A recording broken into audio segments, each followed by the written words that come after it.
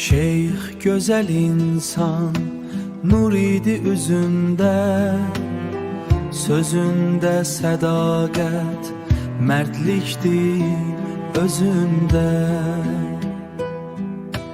Etibarlı dostu, dar gündə dayaq, yaxşı qardaş idi, ürəyi qaynaq, qaynaq. Ailəsinin sevinci ocaq çırağı, övladın dayağı, nəvənin qucağı. Sevgi paylayardı hər kəsə hər an, onun varlığıydı ən böyük armağan.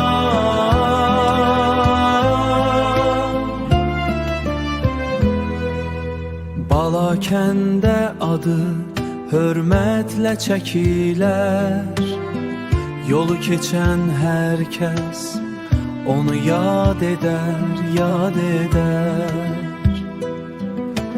Könüller qazandı sadəliyinə, könüller qazandı, izi ürəklərdə əbədi qalandı.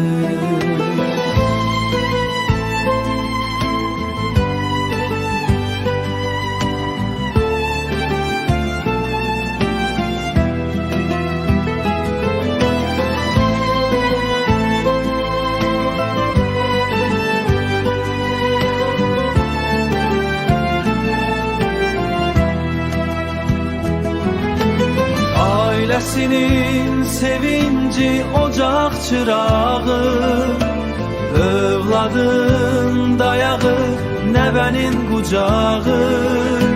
Sevgi paylayardı hər kəsə hər an, onun varlığıydı ən böyük armağan.